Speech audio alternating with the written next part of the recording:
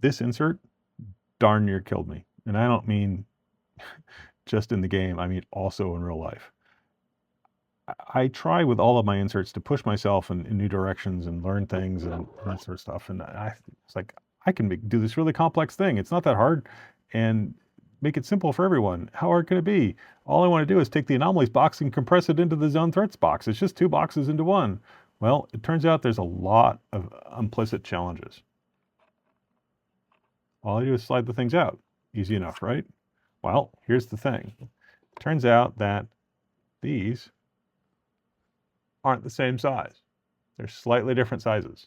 And you know what else? They're not round. They look like circles, but they're not actually circles. They're closer to ellipses. And so you can't swap the things around. Well, lucky for us, we wanted to label everything so we knew where to find everything in the box anyway. So we have laser etched labels, or we have embossed labels if you're going to print it yourself. And so that's great.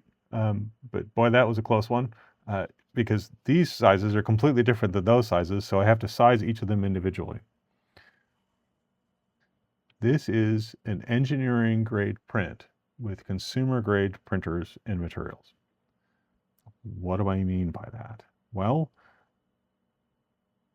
I'm going to walk through the implications of 3D printing and how it works and what I've learned.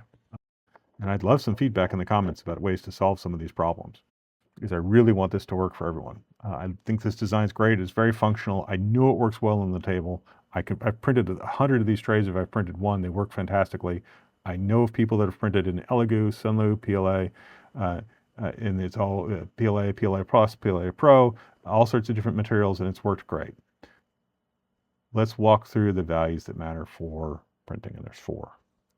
First, there's the nozzle size. And I'm sorry, experts, you'll just need to bear with me for a minute. I want to make sure everybody has a grounding. So this is a 0.4 millimeter nozzle for Bamboo P1S. That's how big that hole is. Great, 0.4. There are layer lines. And if you look real closely, you can see the lines on the printer. Each of those layers is 0.2 millimeter high. This comes with a 3MF file that has all those settings baked in so that it's very easy for you to just push a button and say go. Where we run into challenges is the material used. So what you see here is you see bamboo PLA mat. And over here, this is a tangled PLA. It's my favorite black PLA made in the United States. It's a $10 PLA, which is much cheaper than the bamboo. And so it lasers like you can't even imagine. It's way better than any other black I've used. So, sorry for the segue. Let's walk through why this exists. So the 4th parameter, remember the nozzle size, layer height, the material, is the flow rate. We have molten plastic going through the end of the nozzle. The challenge you have is how fast the printer pushes that molten plastic through. Colors change the nature of that liquid, so the gray acts differently than the green. The cyan acts differently than both of them together, and they act differently than the tangled PLA black. We need to calibrate our printers.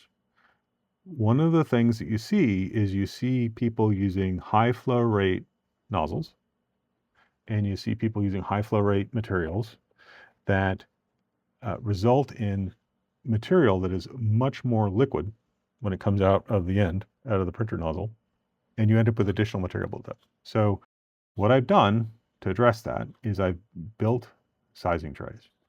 This is a sizing tray for Raiders, and this comes with the insert when you purchase it as a downloadable thing, or Raiders to remind you which one to do. And we're going to put the Raiders in there, and we're going to make sure that they fit. That's what we're looking for our fit. For the printer settings that I've got, this is the fit that works. We need to test all 3 of the Raiders. And the reason why I picked the Raiders is because, weirdly enough, I know they're the first enemy. I know you see them a lot. You're like, oh, those guys are easy. Well, they're actually the hardest miniatures in the box. This guy looks about the same. Wobbles a little bit, doesn't touch. That's fine. That's too big, so we know that he's not the XL version. The shotgun guy His base is slightly larger. So we're going to put him in there.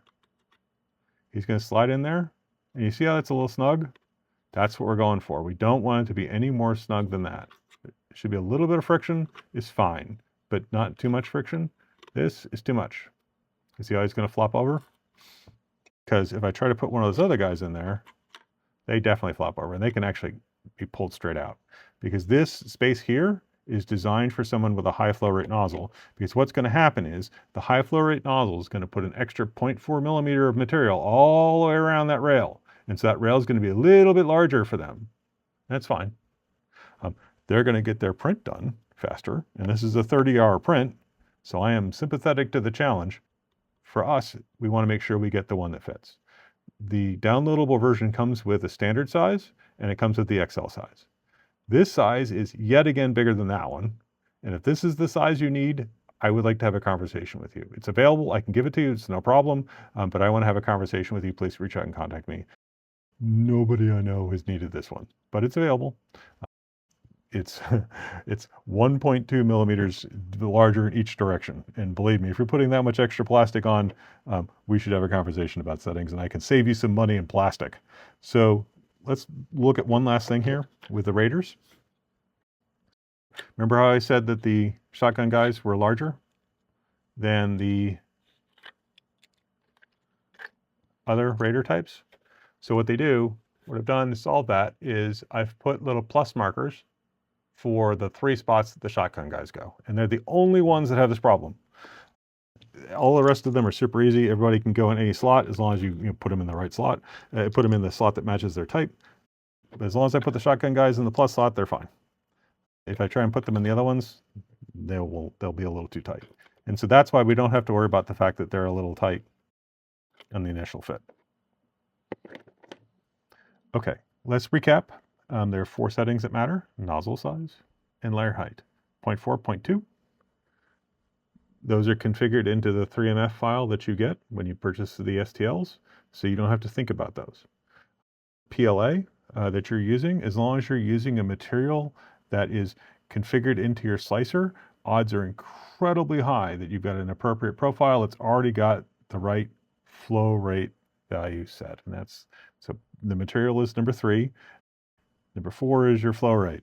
And so if your flow rate's not 100% dialed in or you're using a high flow rate nozzle, you're really going to want to print these tray sizers. It comes in the pile. It's the smallest little thing. You can get a sense for what it's going to do and you can test it real quickly. And I'm sure we would all rather print a small tray rather than a full insert and have it not work for us.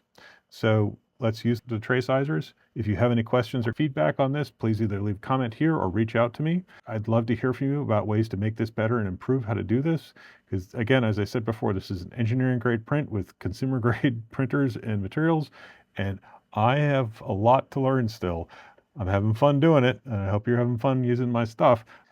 I also want to shout out to the Slant 3D podcast, and I'll link in the description for a video that was extremely helpful for me in understanding how and why some of these issues occur related to lids. And if you notice, I'm a big fan of stackable boxes because I'm kind of anti-lid, but I still watched the video and I thought it was a fascinating video because it taught me a lot about different design choices.